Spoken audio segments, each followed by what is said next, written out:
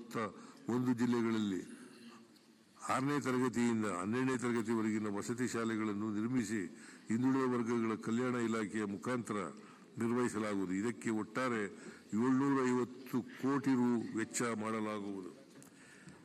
ಕರ್ನಾಟಕ ಕಾರ್ಮಿಕ ಕಲ್ಯಾಣ ಮಂಡಳಿಯ ನೋಂದಾಯಿತ ಕಾರ್ಮಿಕರಿಗೆ ಮತ್ತು ಅವರ ಅವಲಂಬಿತರಿಗೆ ನೀಡುತ್ತಿರುವ ಶೈಕ್ಷಣಿಕ, ವೈದ್ಯಕೀಯ ಮತ್ತು ಇತರ ಸೌಲಭ್ಯಗಳನ್ನು ವಿಸ್ತರಿಸಲಾಗುವುದು. ಇದಕ್ಕಾಗಿ ಸರ್ಕಾರದ ವತಿಯಿಂದ ನೀಡುತ್ತಿರುವ ಧನ ಸಹಾಯವನ್ನು ದ್ವಿಗುಣಗೊಳಿಸಲಾಗಿದೆ. ನೋಂದಾಯಿತ ಕಟ್ಟಡ ಕಾರ್ಮಿಕರು ಸಹಜ ಮರಣ ಹೊಂದಿದ್ದಲ್ಲಿ ಎಕ್ಸ್ ಗ್ರೇಷಿಯಾ ಮೊತ್ತವನ್ನು 75,000 ರುನಿಂದ 1.5 ಲಕ್ಷ ರುಗೆ ಮತ್ತು ಕೆಲಸದ ಸ್ಥಳದಲ್ಲಿ ಮರಣ ಹೊಂದುವ ಕಾರ್ಮಿಕರ ಅವಲಂಬಿತರಿಗೆ ಪರಿಹಾರ ಮೊತ್ತವನ್ನು 5 ಲಕ್ಷ ರುಗಳಿಂದ 8 ಲಕ್ಷ ರುಗಳಿಗೆ ಹೆಚ್ಚಿಸಲಾಗುವುದು. ಆಯುಷ್ಮಾನ್ ಭಾರತ್ ಆರೋಗ್ಯ ಕರ್ನಾಟಕ ಯೋಜನೆಯಡಿ ನೋಂದಾಯಿತ ಮಂಡಳಿಯ ಫಲಾನುಭವಿಗಳು 5 ಲಕ್ಷ ರು ಚಿಕಿತ್ಸೆ ಮಿತಿಯನ್ನು ಪೂರ್ಣಗೊಳಿಸಿದಲ್ಲಿ ಮಂಡಳಿಯಿಂದ ಹೆಚ್ಚುವರಿಯಾಗಿ ಹೃದ್ರೋಗ ಮತ್ತು ಕ್ಯಾನ್ಸರ್ ಕಾಯಿಲೆವರೆಗೆ ವೈದ್ಯಕೀಯ ವೆಚ್ಚವನ್ನು ಮರುಪಾವತಿ ಮಾಡಲಾಗುವುದು. ಕಾರ್ಮಿಕರಿಗೆ ಉತ್ತಮ ಆರೋಗ್ಯ ಸೇವೆಯನ್ನು ಒದಗಿಸಲು ಪೂರಕವಾಗಿ ರಾಜ್ಯ ವಿಮಾ ಆಸ್ಪತ್ರೆಗಳಿಗೆ ಅಗತ್ಯ ಮೂಲ ಸೌಲಭ್ಯ ಕಲ್ಪಿಸಲು 51 ಕೋಟಿ ರು ಅನುದಾನ ನಿಗದಿಪಡಿಸಲಾಗುವುದು.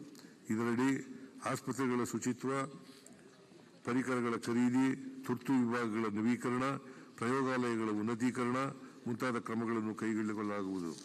ಕೌಶಲ್ಯಾಭಿವೃದ್ಧಿ.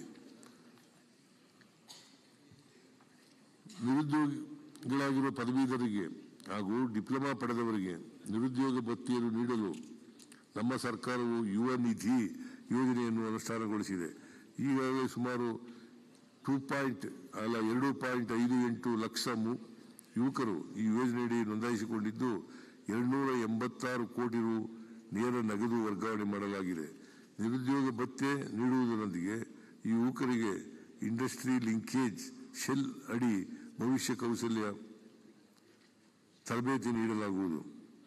ನಮ್ಮ ಸರ್ಕಾರದ ಇಂದಿನ ಆಡಳಿತಾವಧಿಯಲ್ಲಿ ಮುಖ್ಯಮಂತ್ರಿಗಳ ಕೌಶಲ್ಯ ಕರ್ನಾಟಕ ಯೋಜನೆಯಡಿ ಯೋಜನೆಯನ್ನು